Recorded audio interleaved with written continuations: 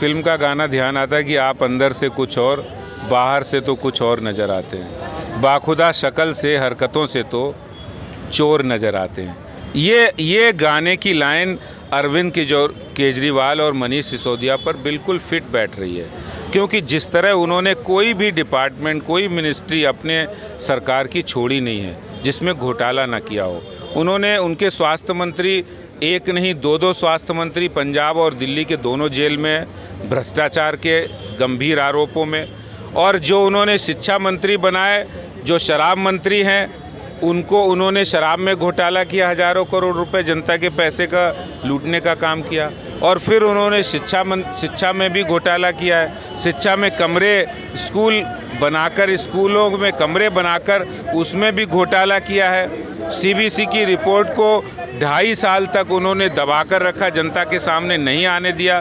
तो ये बड़े घोटाले जब सामने आ रहे हैं तो उनको जवाब देते नहीं बन रहा है। सर, केजरीवाल सरकार ने नई पॉलिसी भी नहीं निकाली है शराब नीति के ऊपर, उस बारे में क्या कहना है? देखिए, शराब की नई नीति तो पहले तो कहते थे बहुत अच्छी है, बहुत अच्छी है, अब वापस ले लिए। अगर अच्छी थी तो वापस क्यों ली? जब गुजरात में जहरीली शराब फैली तो वहाँ का कहरा ढाला, तो वहाँ के आम आदमी पार्टी ने भारतीय जनता पार्टी के खिलाफ कहा था कि बीजेपी पार्टी का उसमें कुछ ना कुछ मुनाफा हो रहा है। उस बारे में क्या कहना है सर? देखिए, क्या होता है कि अपनी चोरी पर, अपने भ्रष्टाचार पर जब जवाब नहीं होता है तो इसी तरह की वो बातें करके मुद्दे को ध्यान भटकाते हैं।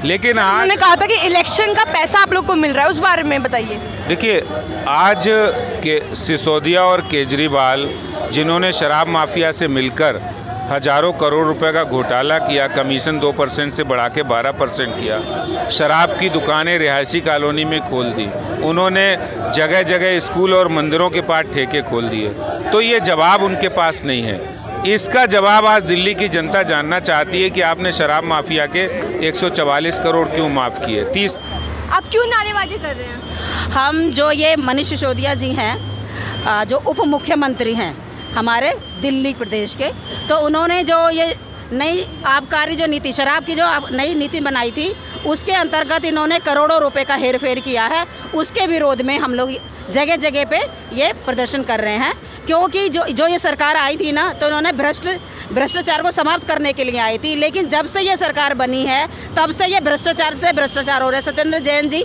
भ्रष्टाचार के आरोप में अंदर हैं, लेकिन उनको बर्खास्त नहीं किया है। ऐसे मनीष सिसोदिया जी हैं, तो वो भी दुनिया भर के भ्रष्टाचार उसमें पाए गए हैं, लिप्त पाए गए हैं। उसके बावजूद भी केजरीवाल जी उनको बोलते हैं कि वो बिल्कुल कट्टर देशभक्त है। तो हम उनके खिलाफ ये आए हैं, ये हमारा प्रदर्शन है कि आप इस्तीफा क्यों नहीं दे रहे हैं।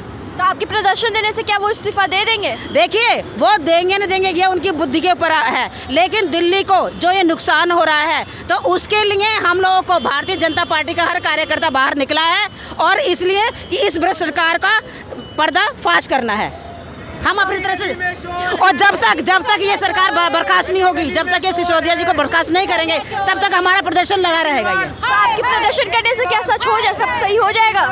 देखो, हमारा प्रयास है, हम अपनी तरफ से कोशिश कर रहे हैं कि जो उनकी गलत नीतियां हैं उसको उजागर करें और उनका विरोध करें। ये हमारा अधिकार है, ये हम अपना अधिकार करेंगे पूरा।